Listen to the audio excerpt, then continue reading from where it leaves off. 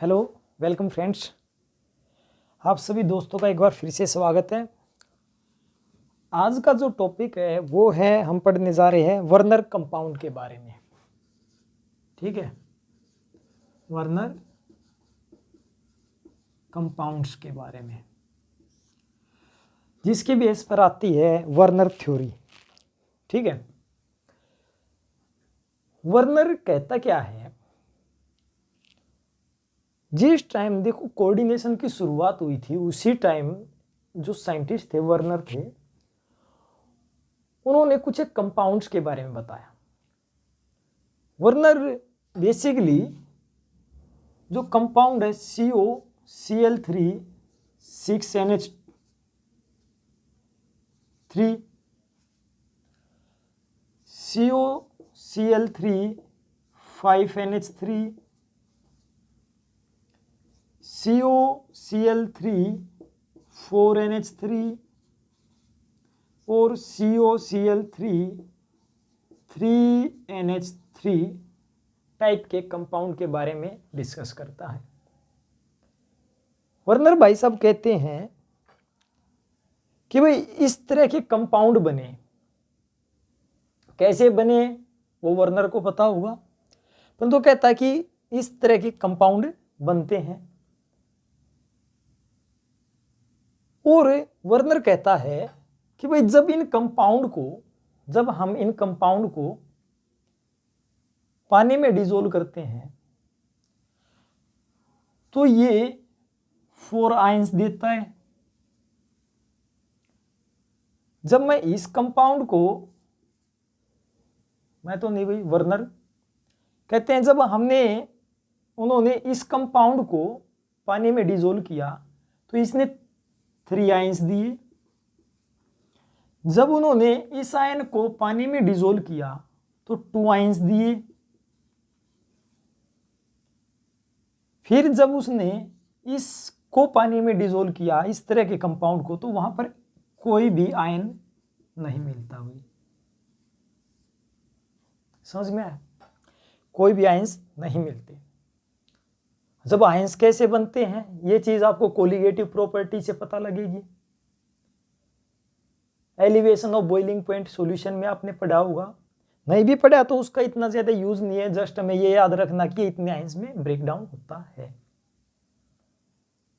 अब वर्नर ने देखा कि भी इतने आयंस तो देते हैं, तो कैसे आयन बनते हैं उनके बारे में बताया। बेसिकली जो वर्नर बताता है, कहता है, सबसे पहले जब उसने बताया, उसने कहा कि जो कंपाउंड है उन कंपाउंड्स के पास 2 तरह की वैलेंसी है। क्या है? 2 तरह की वैलेंसी है। एक वैलेंसी जिसको उसने प्राइमरी वैलेंसी कहा, एक जिसको उसने सेकेंडरी वैलेंसी कहा। कहता है कि जो प्राइमरी वैलेंसी है ये नेगेटिव चार्ज के द्वारा सेटिस्फाई होगी। प्राइमरी वैलेंसी है वो नेगेटिव चार्ज के द्वारा सेटिस्फाई होगी। सेकेंडरी वैलेंसी है वो लोन पेयर के द्वारा सेटिस्फाई होगी। प्राइमरी वैलेंसी नेगेटिव आयन से, सेकेंडरी वैलेंसी लोन पेयर से। प्राइमरी वैलेंसी आपके ऑक्सीडेशन स्टेट को बताती है। किसको बताती है भाई? ऑक्सीडेशन स्टेट को बताती है। सेकेंडरी वैलेंसी ये ऑक्सीडेशन स्टेट को बताती है भाई कोऑर्डिनेशन नंबर को बताती है। कहता है कि जो प्राइमरी वैलेंसी है वो आयनाइजेबल है। ठीक है, कैसी है? आयनाइजेबल है। और ये कैसी है? ये नॉन आयनाइजेबल है।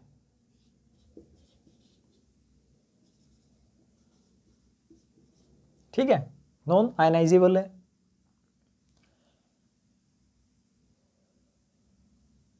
इसको मिटा देते हैं भाई। अब क्या कहता है कि भाई हमारे पास आयनाइजेबल का मतलब क्या है कि आयंस में ब्रेक हो सकती है, मतलब कि ये आयंस में टूट सकते हैं और ये आयंस में नहीं टूट सकते। बेसिकली आयनाइजेबल में यहां पर आयनिक बॉन्ड बनता है। कैसा? आयनिक बॉन्ड बनता है भाई। ये सब बातें बताई। दूसरा एक और पॉइंट कहा, उन्होंने कहा कि जो प्राइमरी वैलेंसी है उसको आप डॉटेड लाइन से डिनोट करोगे, जो सेकेंडरी वैलेंसी है उसको आप सॉलिड लाइन से डिनोट करोगे। तो ये सब बातें बताई वर्नर ने। वर्नर ने ये सब कहा तो आयनाइजेबल है भाई। ये एक मिनट, यहाँ नहीं, यहाँ। अब वर्नर ने इसके बारे में बता दिया। अब वो कहता है कि भाई किस तरह से जो कंपाउंड बना। सबसे पहले उसने पहले कंपाउंड की बात की, सबसे पहले उसने इस फर्स्ट कंपाउंड की बात की। जब हम फर्स्ट कंपाउंड को बनाते हैं तो किस तरह से बनाते हैं? कहता है कि भाई जो कोबाल्ट है इसके ऊपर चार्ज कितना है। अगर आप COCl को देखोगे, COCl3 को देखोगे तो इसके ऊपर ऑक्सीडेशन स्टेट कितनी है? इसके ऊपर -1 चार्ज होता है। तो x -3 = 0। एक के ऊपर -1 होता तो 3 के ऊपर -3। x = 3 means cobalt +3 oxidation state में है। तो यहां पर क्लोरीन आयन कैसा है? आयनाइजेबल है। कैसा है? आयनाइजेबल है, जो कि इसकी प्राइमरी वैलेंसी को बताएगा, इससे सेटिस्फाई होती है। कैसा कंपाउंड बनता है? वर्नर कहता है कोबाल्ट +3 ऑक्सीडेशन स्टेट में था। हमें करना क्या है कि जो 6NH3 थी हमें उनको जोड़ देना है। पहले कंपाउंड की बात करता हूं मैं। आपको उनको कुछ इस तरह से जोड़ना है ऑक्टाहेड्रल टाइप में। यहां पर भी NH3, यहां पर भी NH3, यहां पर भी NH3 और यहां पर भी आपके पास NH3, यहां भी NH3 और यहां पर भी NH3। ये मैंने सॉलिड लाइन से दिखाई है। इसका मतलब ये क्या है? आपकी सेकेंडरी वैलेंसी को बता रहा है। इसके अलावा जो क्लोरीन बचा उसको आप कहीं पर भी जोड़ दीजिए, वो आपकी मर्जी है। इसको कि आपने डॉटेड लाइन से दिखा दिया, हो गया। अब कहता है इस फार्मूले को कैसे लिख सकते हैं उसकी बात करता है। इसको लिखने की बात की तो कहता आप इस फार्मूले को कुछ इस तरह से लिख सकते हो CONH3 6Cl3।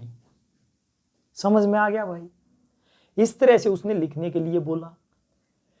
अब क्या कहा कि जब आप इसको पानी में डिसोल्व करते हो तो ये ब्रेक हो जाता है और 4 आयन देता है। ये बात मैंने बताई थी। कैसे देता है?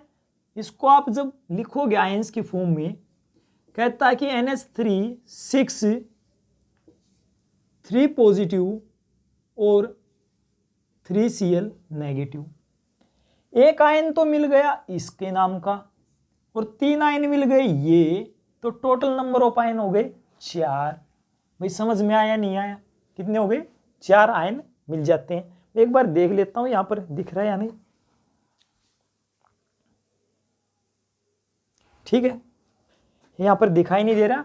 तो टोटल ये 3 आयन और एक ये आयन, टोटल नंबर कितने हो गए? 4 आयन हो गए। इस तरह से वर्नर ने बताया। भाई समझ में आ गया?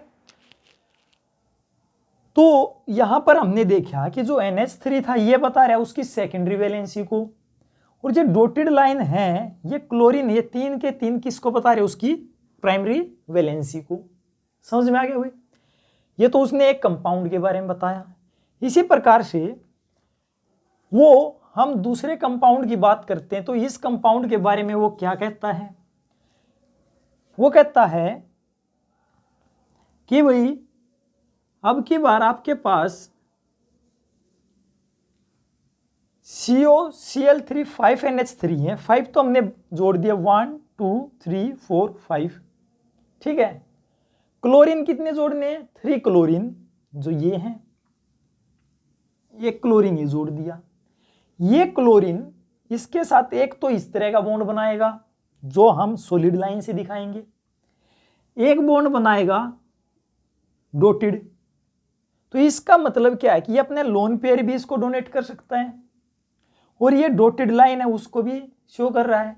मीन्स जो ये क्लोरीन है ये प्राइमरी और सेकेंडरी वैलेंसी दोनों को सेटिस्फाई कर रहा है, प्राइमरी और सेकेंडरी वैलेंसी दोनों को सेटिस्फाई कर रहा है। बाकी के जो 2 क्लोरीन बचे आप उनको कहीं पर भी जोड़ दीजिए, जुड़ गया। अब उसने क्या कहा कि जब मैं इस कंपाउंड को पानी में डालता हूं, अब इस कंपाउंड को आप लिखोगे कैसे वो चीज आपको देखनी है। इसको लिखने के लिए उसने कहा कि आप कुछ इस तरह से लिख सकते हो इस कंपाउंड को CONH3 कितने थे 5 और एक Cl और बाहर कितने Cl रह गए 2।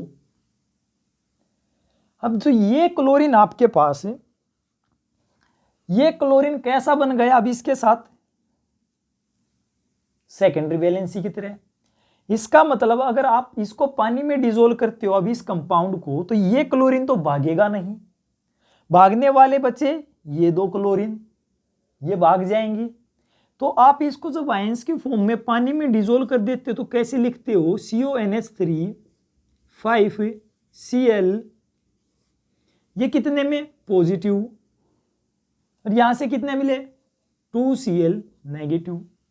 टोटल देखा जाए तो कितने आयंस में टूटा, एक तो ये और 2 ये, टोटल 3 आयंस में। समझ में आ गया। अब तीसरे कंपाउंड की हम बात कर लेते हैं। तीसरा कंपाउंड क्या कहता है कि भाई आपके पास अब 4NH3 है, 4NH3 को आपको जोड़ना है तो आपको क्या करना है, इसी प्रकार से ये लीजिए 4NH3 रह गए, ये लीजिए, ठीक है। बाकी की क्या हुआ 3Cl जोड़ने थे, एक क्लोरीन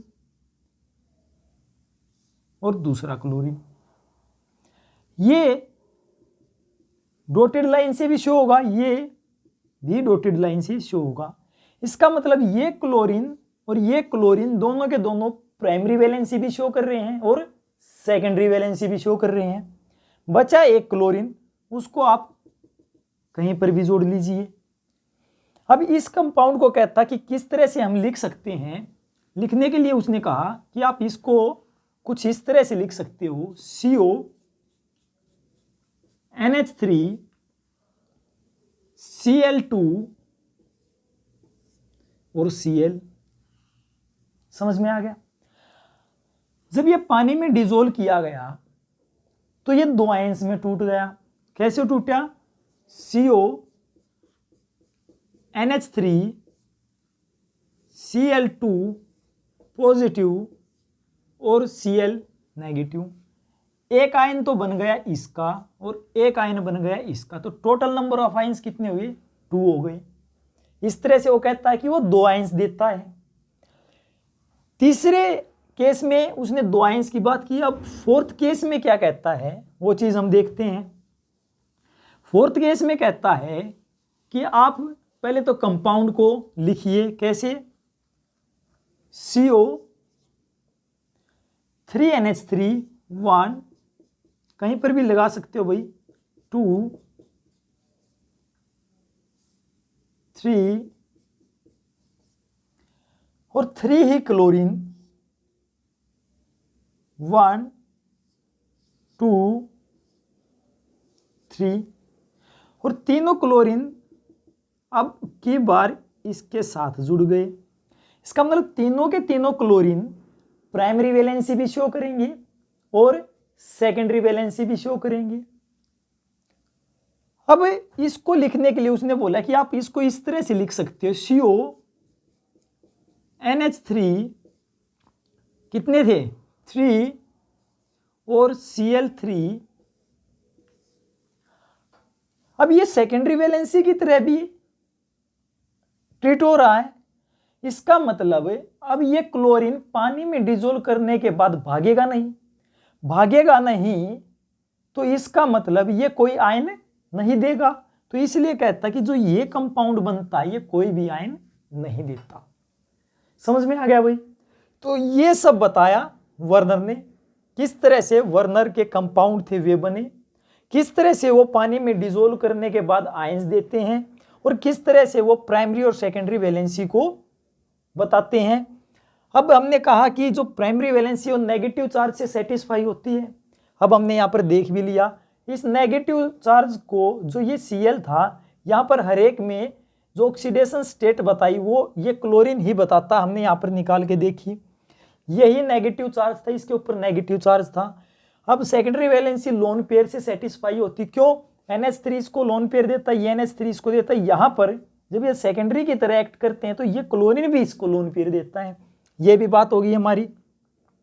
जो प्राइमरी वैलेंसी थी वो आयनाइजेबल थी, तो आपने ऊपर देखा कि कैसे जो क्लोरीन आयन था वो पानी में डिजोल्व करने के बाद ब्रेक हो जाता था, परंतु सेकेंडरी के साथ जब वो जुड़ जाता था, यहाँ पर जैसे सेकेंडरी के साथ ट्रीट होता है तो आयनाइजेबल नहीं होता।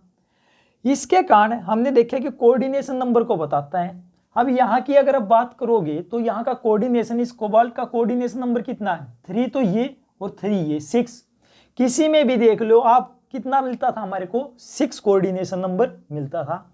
इससे पहले वाले केस में क्या था CONH3 4 Cl2, ये देखिए, और यहां पर क्या था क्लोरीन था, तब भी कितना था 4 और 2 6, तब भी 6 था।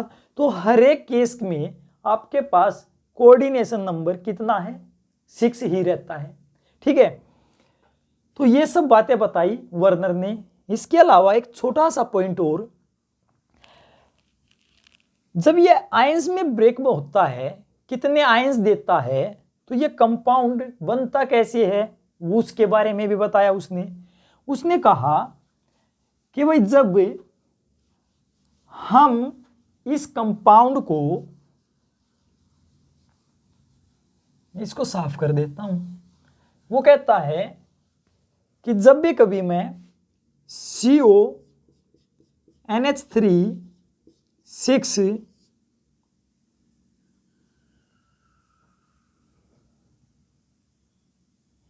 आप इसको लीजिए CONH3 3 Cl3, इस कंपाउंड को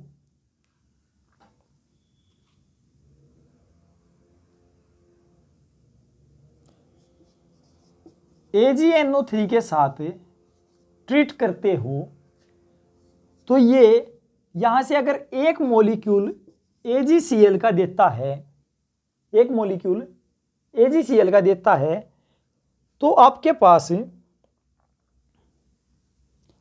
पास जो कंपाउंड बनता है वो कुछ इस तरह का बनता है CONH3 एक कंपाउंड इसके साथ चला गया, AgCl दे दिया उसने।